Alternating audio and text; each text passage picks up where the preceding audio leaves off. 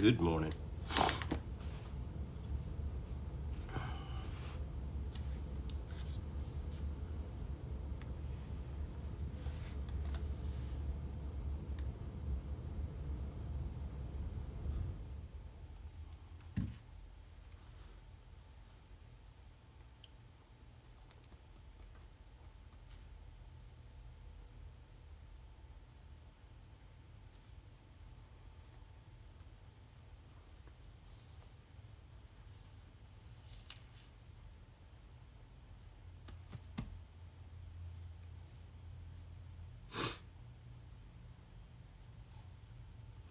Well, good morning, everybody. Give everybody just a minute here, and we'll jump on getting after the Word.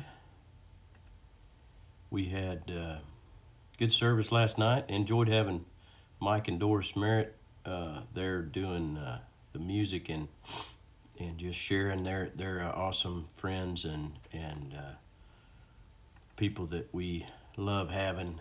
They're a big help to come in, come in and share for me, cover for me. Morning, Lucy. Kentucky in the house or Tennessee? Yeah. But from Tennessee and Kentucky, I believe. But anyway, we're blessed to have them come in. Robin, good morning. And love their music and just their heart, and it's an encouragement to have other pastors in and see what God's doing in their life as well. It's just the encouragement of being with around other good folks. We've been studying through the book of Proverbs, and on this study, going through the book of Luke and at Sunday morning. And morning, Tyson. Morning, Boyd Pete. Morning, Mom. We'll get a few more on here, and then we'll roll into the book of Proverbs. He keeps us pretty well lined out in this book on how to live, and that's the value of this. Is there's a direction and guidance and wisdom on how to live. Morning, Valerie. Good morning, Mara. All right. Well, let's jump on. Let's go into the Word here in Proverbs chapter 11. Finishing up the last half, we'll probably go over into chapter 12 just a little bit. We started with the first part of this yesterday, and I advise people when you're going through the book of Proverbs, you might read through the whole chapter, and then you might, but there might be one or two verses out of that chapter that really stand out, maybe for instruction or direction, or maybe for the moment, that moment in time, or something that you want to remember and build into your character. That's the thing. This book is helping us build character, direct our life in our choices, in our motives, in the way we talk, the way we just interact with people, handle finances, honor God.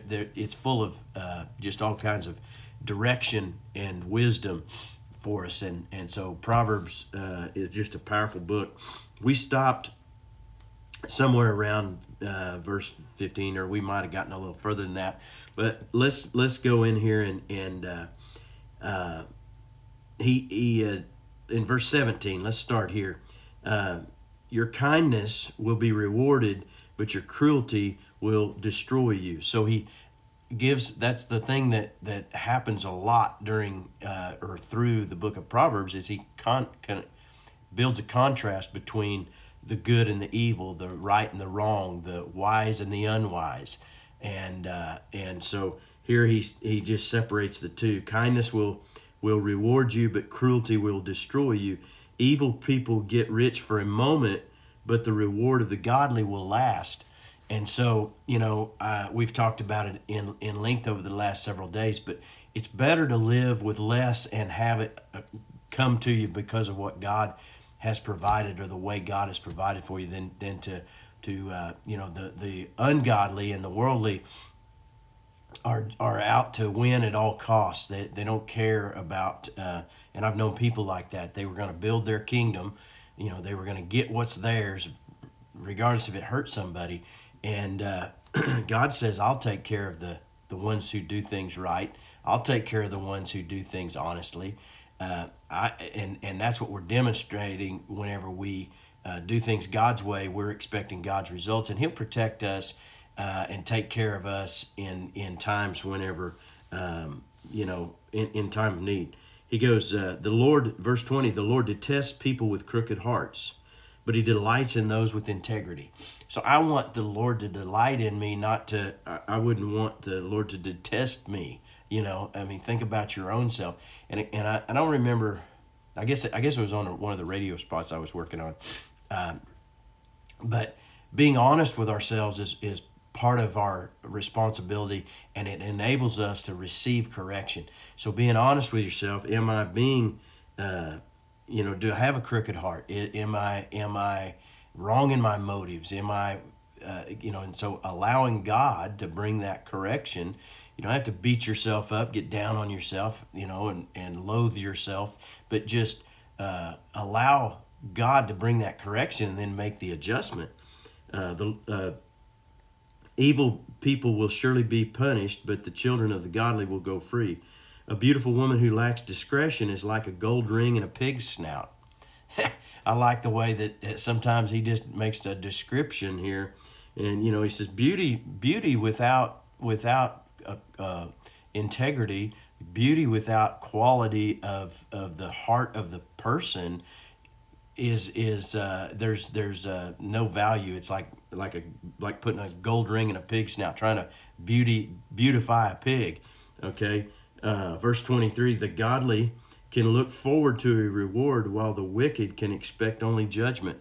And in verse 24, he says, give freely and become more wealthy. Be stingy and lose everything. So he puts the world's idea on its ear, and when he turns that around and he says, being generous is going to cause you to be more wealthy, to gain more, because God's going to bring His blessing, His favor on your life.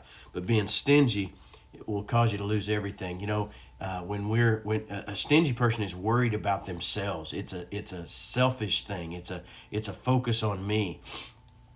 But somebody who gives freely, and that doesn't mean you give to everything and every need. It doesn't mean that you give all that you have away. It just means being ready and willing when God prompts you to give, or out of obedience in what He's already said in His Word. If we follow Him in the things that He's said, He's made that promise throughout His Word from beginning to end, that He's a provider. He's one who produces or causes us to produce more in the giftings that we've been given. The generous will prosper, verse 25, and those who refresh others will themselves be refreshed. So you doing for others causes you to be blessed as well. And so people curse those who hoard their grain, but they bless the one who sells in time of need. So, it's not just that you give everything away, but doing business that benefits others. And that's what I was saying about over the last few days, is we ought to try to do business so that others win. I sold about 500 bales of hay to one individual, and there's in the process we were shipping and moving, and I had about twice or three times that many bales of hay that we were handling and moving and shipping part of it and keeping part of it and storing, putting it in different corners of the field, round bales of hay. And, when I counted those, it's hard to count. I had them in 4 different places. They weren't stacked just right, because some of them were just set in there real quickly out of the field, so we could come gather or grab them and load them on semis and ship them out later. And then they ended up staying there, so we didn't have them. If they're nice and neatly stacked, and you've got 10 rows that are in a row, you can just count them, and it's just easy. Boy, they were uneven, and so you had to count almost every row.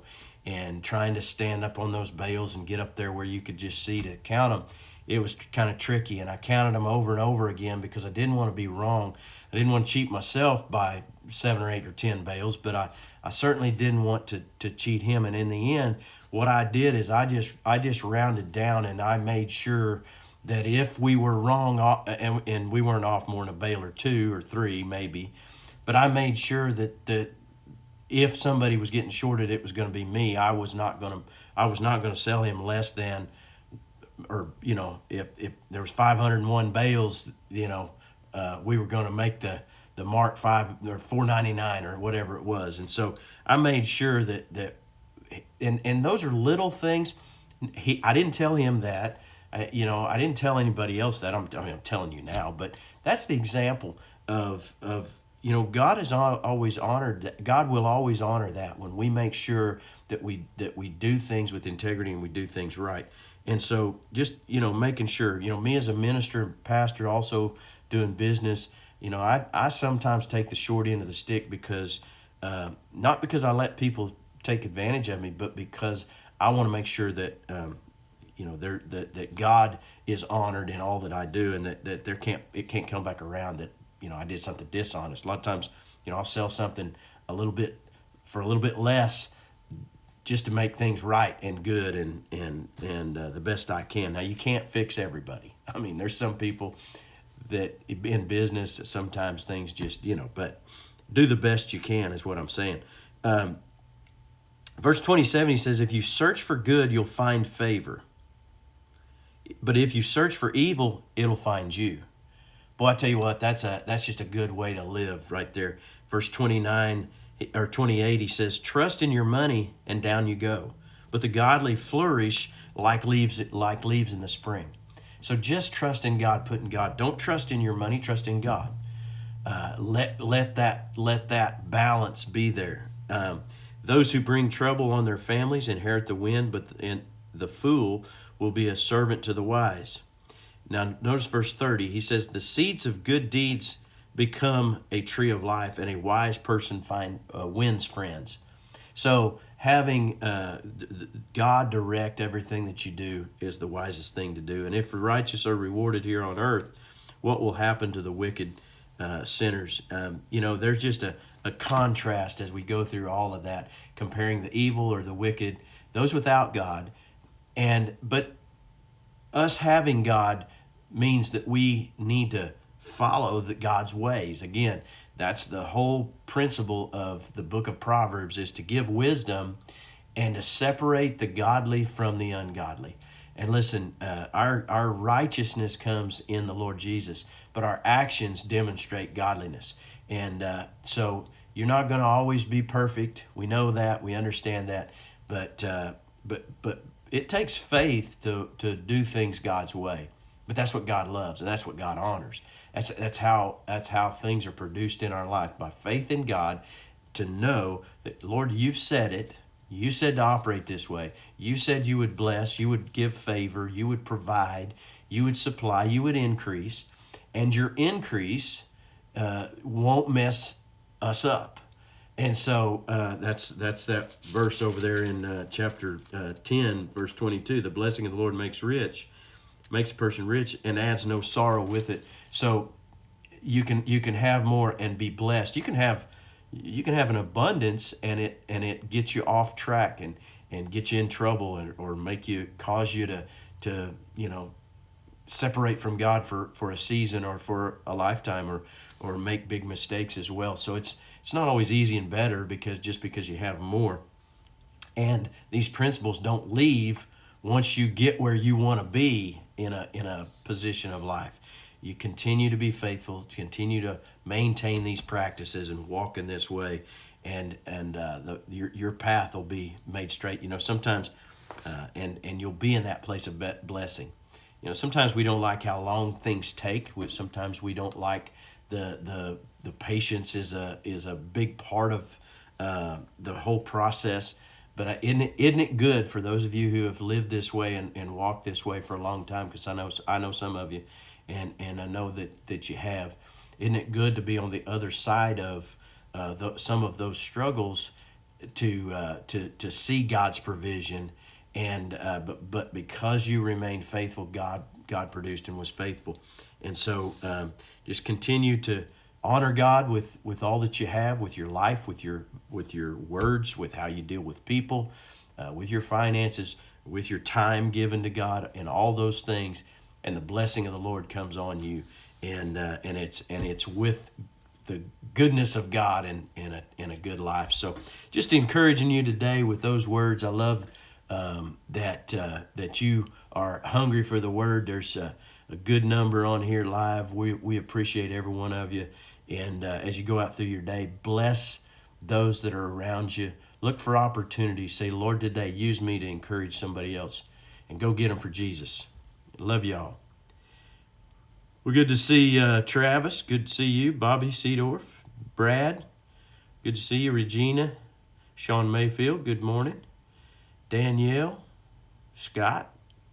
Keller. Good morning. Misty. Good morning. Sean Summers. Good morning. I think I got everybody that commented a hello anyway. It's good to, have friends that are from right here close, some from 3 or 4 hours away, and some of you from 2 or 3 states away. Boy, it's good to have those that are on here live, and those that'll come on later on aren't here live. We always have a good crew that wants to sleep in, or their time frame just doesn't work until a little later. So be blessed today, and be a blessing to somebody else.